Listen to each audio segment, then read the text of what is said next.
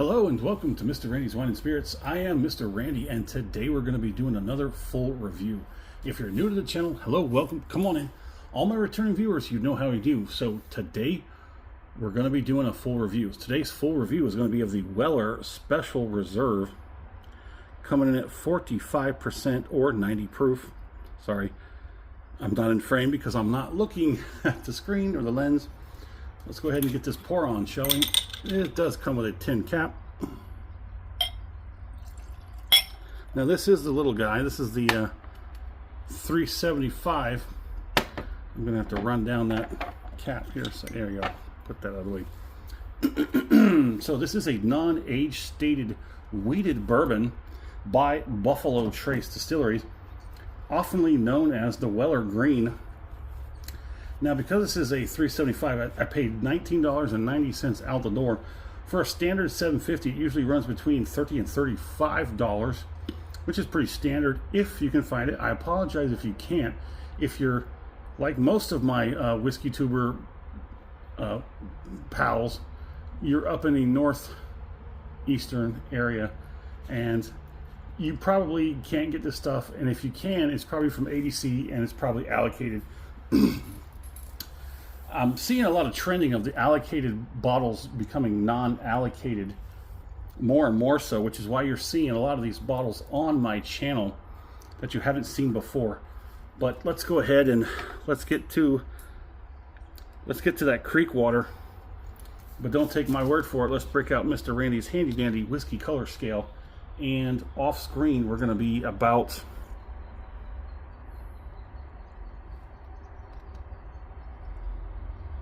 a burnt amber, right?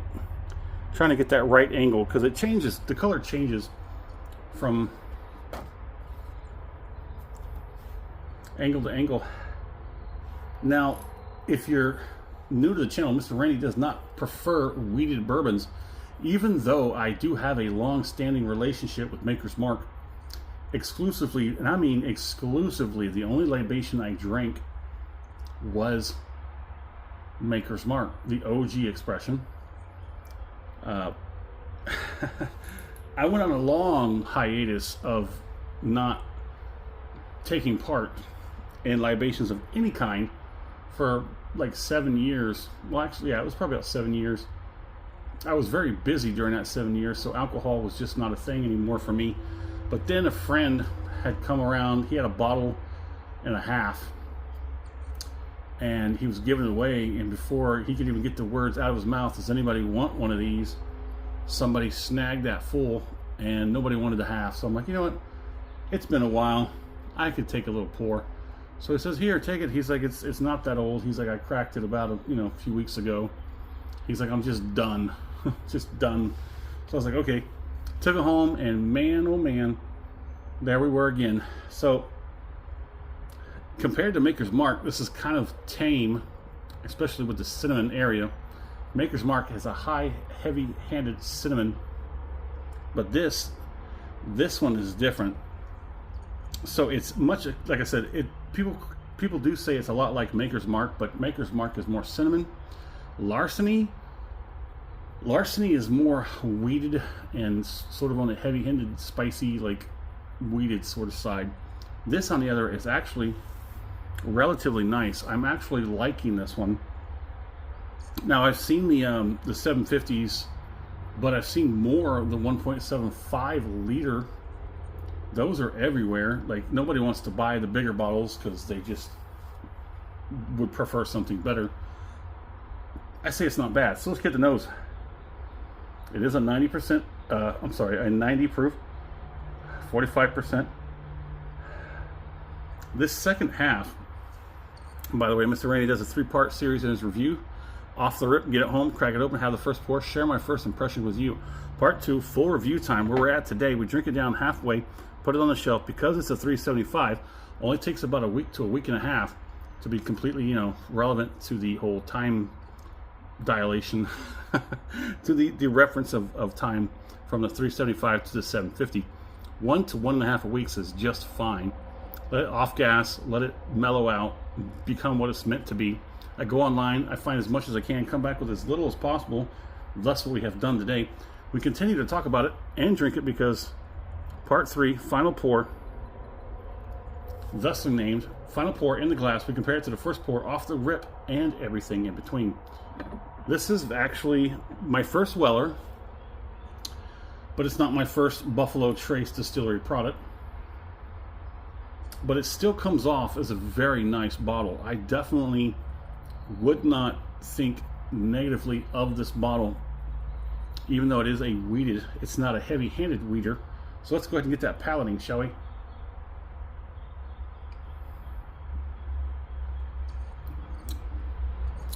Okay, that's actually nice. I prefer this over the Larceny, over the Maker's Mark. And when it comes to wheated bourbons, I think I prefer this one over probably any other one that I've tried. I tend to skip right over the wheated bourbon section because I just don't like how heavy-handed some of the characters in the profiles are. This is relatively balanced and easy. It's definitely a bourbon. You're getting all that greatness that you get in every other bourbon, but you're getting a little bit more wheat spice, but not heavy-handed on the spice, not heavy-handed on the wheat. It's just balanced perfectly. This is actually nice. Let me go in for that second one and see what she has to say.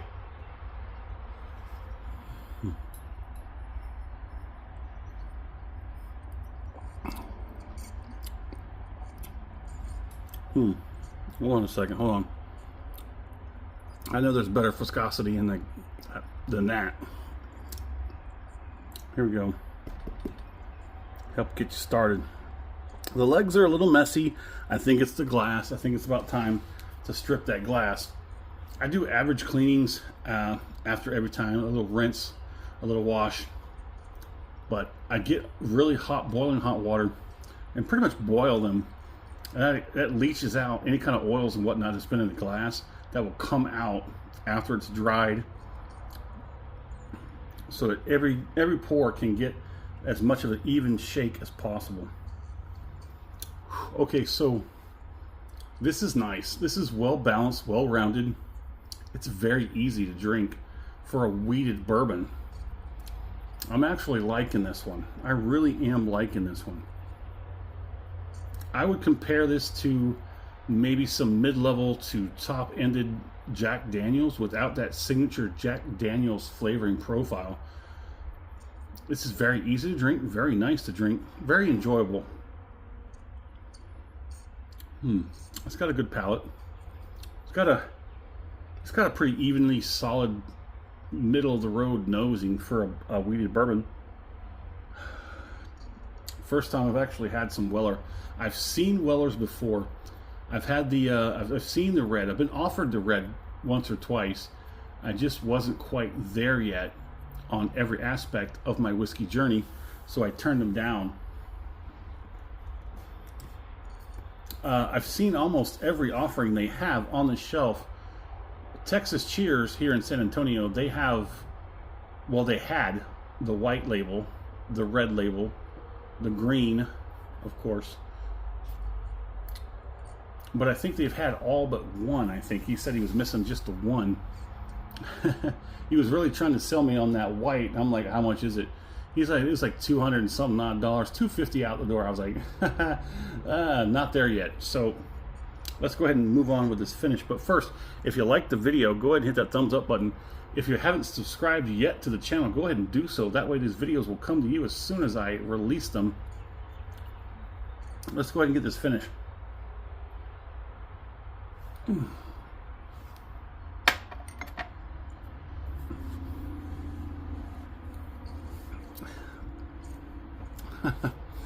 So my new phone has that thing where unless you're looking directly at it, it's just, it looks like it's off. So at the angle I'm sitting at, I can't see anything. I have to lean over pretty much dead on to see if everything's in frame. It's hard to explain. I can't sit directly behind the camera and manipulate all this stuff going on here. So sometimes things might not be in frame, like in frame versus like me just guessing. So Weller Special Reserve, pretty nice. Let's talk about the finish. I'm getting some well-balanced, even all over the mouth kind of going ons here. Roof of the mouth very rarely gets any kind of play for Mr. Randy. The tongue as well, getting some good action. We're getting some of the cheeks, the gums. Not really anything going on with the lips, but that's okay. We're fine with that. The warmth on the back end is trying to push a 2. It may not make the full 2. That's fine. It's still very good. It's very, very nice finish. I have actually enjoyed this bottle more than I thought I would. It's a 375, so now let's put a score on it, shall we? So now let's score this with relativity of being a full standard 750, which I don't know if I mentioned it. Yeah, I did. So the standard 750 goes for about $30 to $35 in your big box stores. All your little hole in the walls and independently owned and operated shops will probably be pushing this for like $40 or so. I still think it's not bad for that price. It's one of the best wheated bourbons I've had. So let's score it as a 750, shall we? So for $30 to $35 out the door, this is a pretty solid wheated bourbon. It is 90% alcohol by volume. It's not as heavy-handed cinnamon as Maker's Mark, and it's not as heavy-handed wheated as Larceny. So it's somewhat in between those two. And those two are both, they're both costly. They cost at least $10 more than either one of those, in my experience. So it's a very, very well middle of the road. So my score on this is going to be for a wheated bourbon, it's going to be a solid 4 out of 5. This is nice. I like this better than Maker's, and I like this better than Larceny. Although I've only had 2 Maker's Marks and 1 Larceny. With Larceny, there's not a whole lot of variance as it goes through the line, but the Maker's Mark, they do a little twist and turn here and there. I don't like the French oak, and I think that's where I got lost with the French oak. Was a Maker's Mark 46. I lost it. I don't like French oak. I don't like it. There's just something does not rub. It rubs me the wrong way. So yeah, I think that's a pretty good score. That's a damn good score for a wheated bourbon. It's coming from me, and I don't really like wheated bourbon. I passed over that Green River wheated bourbon because I don't like wheated bourbon. I really don't. My fair price for this, keep in mind we're going with the 750, not the 375, because I think $20 for this little 375 is a great experience. But let's go for the 750. Let's say 35 out the door for a 750. I think it's a pretty solid, good price. I'll leave it alone. Would I buy this again? Yes. Yes, I would buy this again. If I wanted to share with somebody who was like me and was standoffish about wheated bourbons because they've had a Maker's and they were like, man, that's way too much cinnamon hit, and the Larceny is just way too heavy-handed with that wheat, and it's just, you need something that's got both but a little subdued. It's a little easier to drink without having to add water to sort of proof it down. I think this would definitely be something that could say, hey, try this. It's nice. It is nice. So there it is. In the comment section, let me know where you're at. What are you drinking? What's going on in the world of libations around you? Have you had a Weller? Have you had a green Weller? And it's rainy. Oh, it's been raining off and on for like 4 days now. The windows have been open. It's like mid to low 70s.